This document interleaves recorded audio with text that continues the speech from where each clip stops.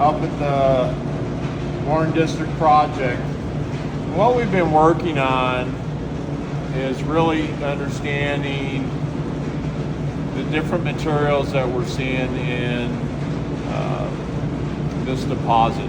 And it's really been a challenge. There's no other way to put it, but in figuring out the separation, how do we get better concentrations of the free gold and the different stages of the gold. So this is a microscope here, and what you can see here, obviously there's a lot of gold, and this was essentially about 20 seconds, stuck the pan in. You can see how much gold is in this, so we're getting dialed in. But what I want to show you, just so people understand, and I'll get this to focus in, is the different stages we're seeing the gold in. And so what that looks like is different oxidation levels. So it looks like there was pyrite here at one time, and remember, these stockpiles have sat on the ground for essentially 100+ years. So a lot of that pyrite is oxidized out as water flows through them. You can see that. You can see the different colors. You have almost a coppery color, well, that's gold. And then you can see the more traditional gold.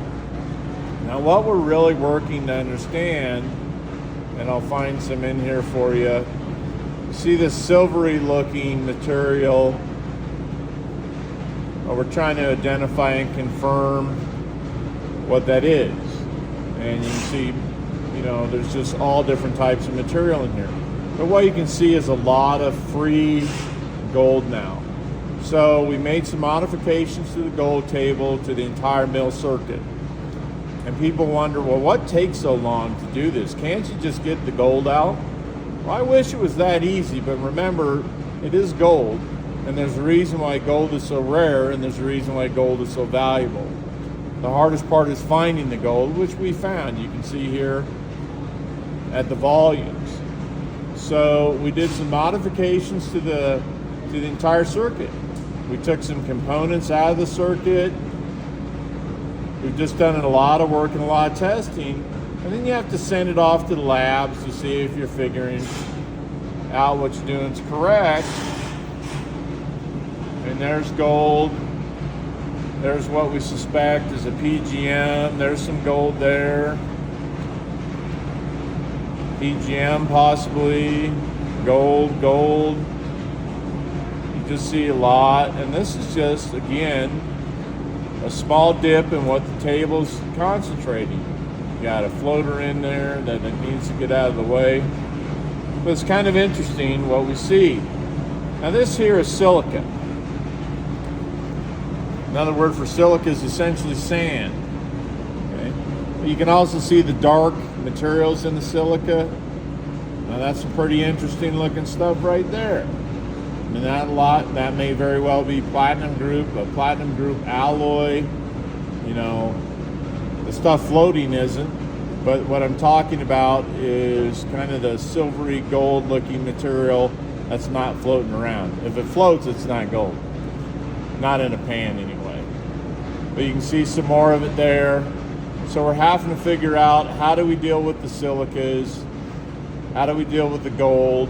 And what we're working on is a circuit that we're going to recover the free gold first. We're going to get that free gold before it alloys. So here's just another example.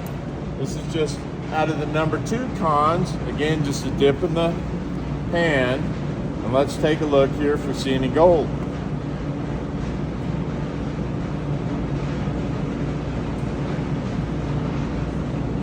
You see a lot of this silvery material.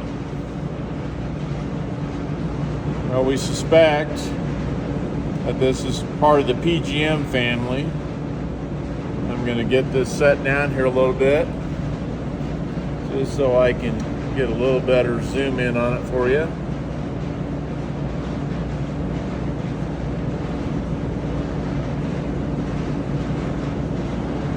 So you can see all, it's a little tough. I'm sorry you're kind of bouncing around here.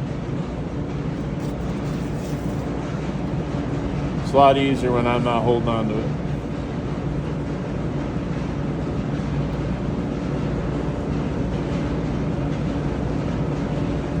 But what we're looking at there is some, what we believe may be some platinum group metals. You know, some of the platinum group metals are worth $5,000 plus an ounce. And as you can see, there's a lot of that material here. So we're having to do a lot of studying and a lot of work.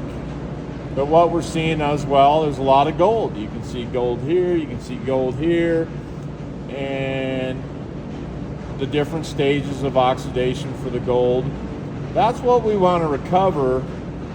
Oh, there's some good gold right there. I mean, that's a pretty nice looking bit of gold.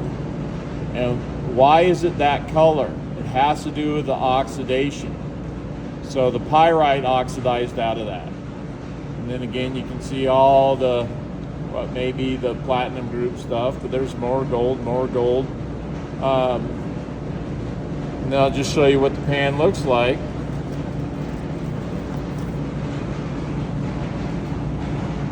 Pretty impressive. So what this means is we think we got this dialed in and how it's separating out. We're still doing work, we're still doing testing.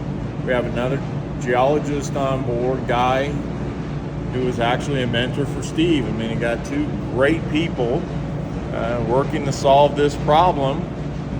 And it's not even really a problem, it just takes time. You know, this stuff, it takes a lot of work. You have to understand this to do this the right way. Because what we're not going to do is we're not just going to spend a bunch of money getting a bunch of equipment in that isn't the right equipment. So this work that we're doing now is what it's doing, is it's putting together the knowledge that we need and the information so we can put in the right facility for the long term. You're talking about a project that can run 20 and 30 years and cover a lot of ground. So that's what we're doing. It just takes some time. So everybody's just got to be patient.